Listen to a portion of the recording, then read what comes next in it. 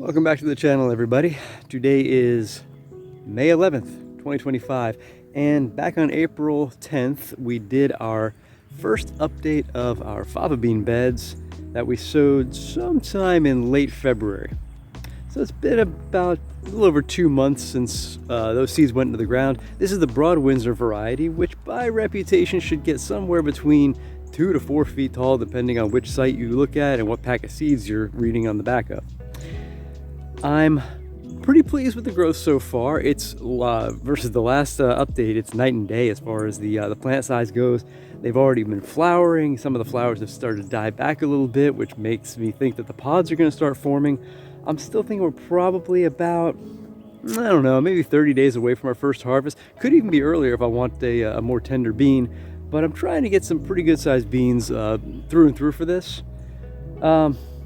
Yeah, let me go ahead and show you what the beds look like right now. We'll take a look at some of the plants individually, some that look like they're having trouble, and an idea of what I'm having for how I'm going to start saving these seeds. So as you can see, the beds are looking nice and full. The plants are probably somewhere around 1.5 to 2 feet tall, maybe a foot. This one here probably looks like maybe somewhere between 12 and 14 inches.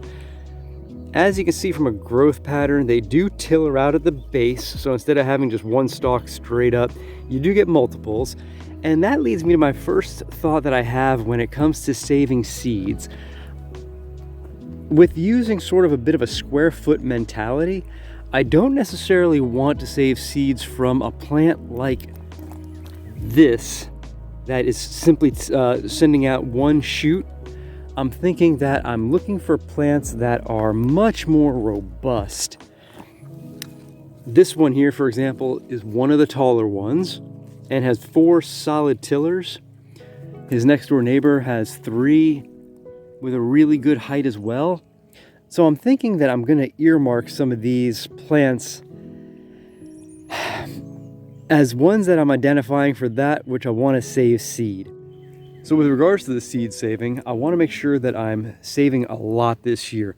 I'm still banking on the fact this is going to be a really solid dried legume for myself, but I need a lot more, I think, than 2 beds for a storage crop like that. And my thought is this: I've got right now probably 19 beds of strawberries, and I love strawberries, but we filled up our freezer already just about, and we're eating a ton fresh every day.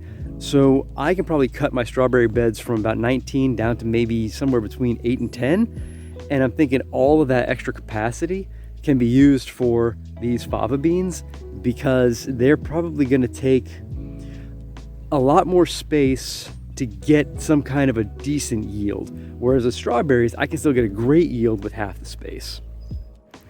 So as we continue through the bed, I think these 2 plants must have been some of the ones that went in later, which is why they're so small. And I've got this guy here who's a totally different color. He's a bright green, so I think we have a health issue on him. Now, I'm not going to do anything from an amendment standpoint to sort of fix him, because, I mean, look down the bed. Everybody else is doing really well. So there's nothing wrong with the soil here. He doesn't seem to necessarily be needing whatever he needs. I don't want to add, because I don't want to instigate or give an issue to any other plant, because they all look like they're feeding from the soil very well.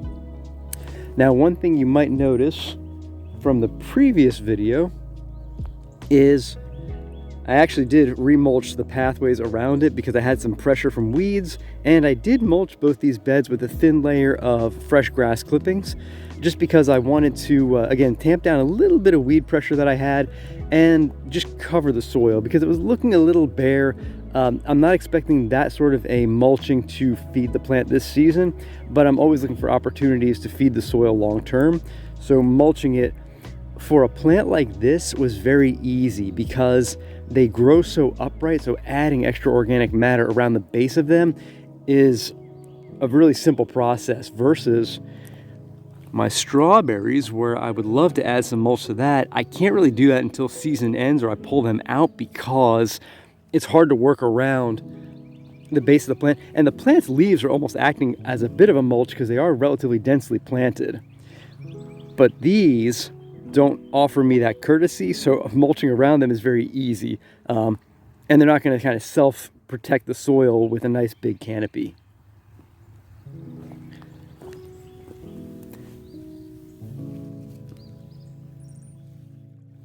So that's the fava bean update today. I hope you enjoyed watching the progression from month over month. I've certainly enjoyed having a number of these kind of videos that I've been shooting because I'm not really a picture taking guy and I've never been a video shooting guy. So I've experienced the growth in real time, and it's hard to see something growing when you're seeing it every day. But when I look back at my previous videos, I'm seeing what's happening month over month. Now this particular crop is supposed to be 75 to 85 day to maturity crop. I'm going to be pushing past that, and I think it's in no small part to the fact that I started these in late February. I think if I pushed to mid-March, when the temperatures are starting to warm up, we've got some warmer soil, it probably would have taken off faster, and a mid-June harvest for, somewhere between 90, at the max and 90 days would probably be more realistic. Right now, I'm probably looking at 100 days because of that early start. That probably didn't pay any dividends. But we did take some freezes and they didn't take any damage, so all's well that ends well. I just didn't necessarily need to start anything that early, but I know my patience sometimes gets the best of me.